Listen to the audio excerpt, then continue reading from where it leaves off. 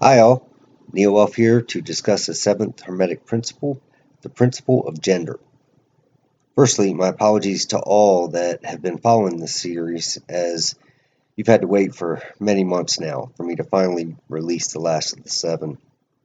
For those hip to astrology, I'm a cardinal sign and can tend to have that initial powerful driving energy at the beginning of a project, only to have my interest in it fade over time.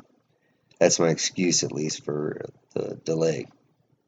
I've also been working on several other projects concurrently, and in particular, been composing a lot of music.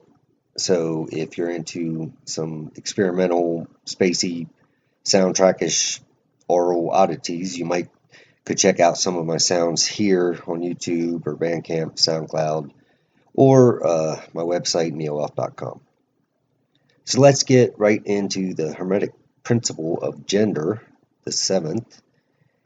And we can start by making a clear distinction between the terms gender and sex.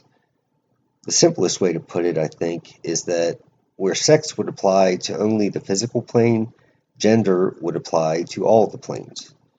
Most of you probably know what I mean by the term planes, but for those that may not, and please note that I didn't always have this understanding, know that once I simply state them, you'll be like, oh, right, because it's very simple.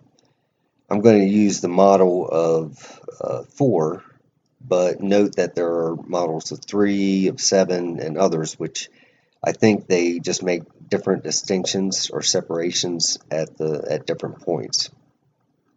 So the 4 planes that I'm referring to would be the physical, the mental, the emotional, and the spiritual.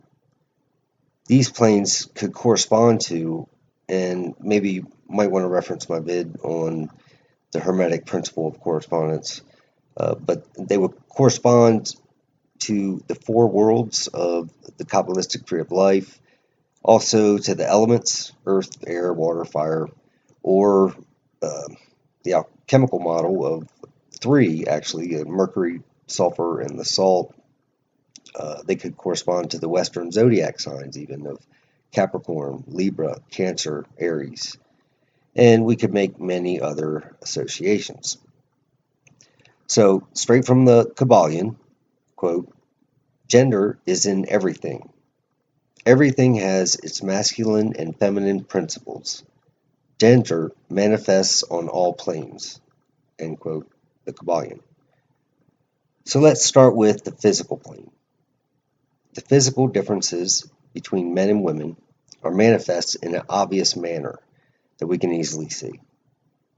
We can see the male as the driving or leading, giving, assertive, and when not in tune, out of their element, aggressive even.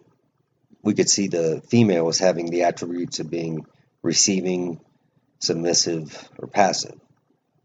Physically, and in terms of sex even, men could be viewed as being straight, sharp, focused, driven, and women as perhaps more open and accepting, receiving, of course, and maybe even carefree. So let's apply those attributes to other objects in the physical plane. We can view almost any object. And again, these Hermetic principles, all 7 of them, you'll find apply to just about everything in life. But we could say in terms of geometry and shape that the male could be the line and the female the circle.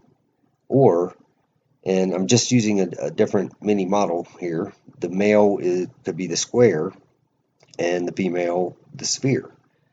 Or the male could simply be the point and then the female would be the line. Regardless, we can see this manifest in common physical objects all around us. And I'd urge you at this point to pick up a random object that might be close to you and see if you can point out the different masculine and feminine qualities in it. Chances are you'll find both genders in it, as most things are made with both. The union of the masculine and the feminine energies could also be considered as the creation or the Christ or the Mercury or, well, pick your favorite trinity. and one of them will more than likely be mostly male, another mostly female, and another the combination or the union of the two. And it's this union, this end product, this creation that, in my opinion, makes having a good understanding of gender important, given that our goal is to balance our energies and keep them balanced, just making adjustments as needed. In the mental plane, we could say that the male would correspond to the left brain, whereas the female would correspond to the right brain. And yes, whether you are male or female, you have both genders of thought and on the other planes, but our left brain is analytical, calculating, and logical, whereas our right brain is creative and artistic. Now, I can already hear some people saying, I'm not an artist, to which I say that's nonsense, and that you simply haven't tapped into that part of your brain as much as you have your left.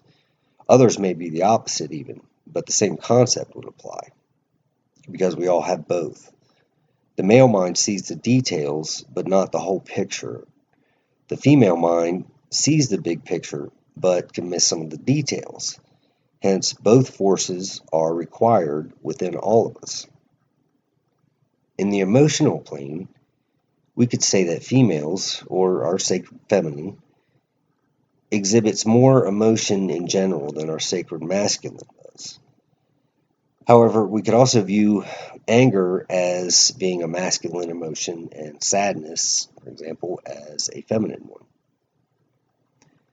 So, what about the spiritual plane, you say? Well, that's a good question, and that's one in which I would like to leave you to ponder or to post your thoughts in the comments below, which I'd enjoy reading. So thanks for watching. Namaste.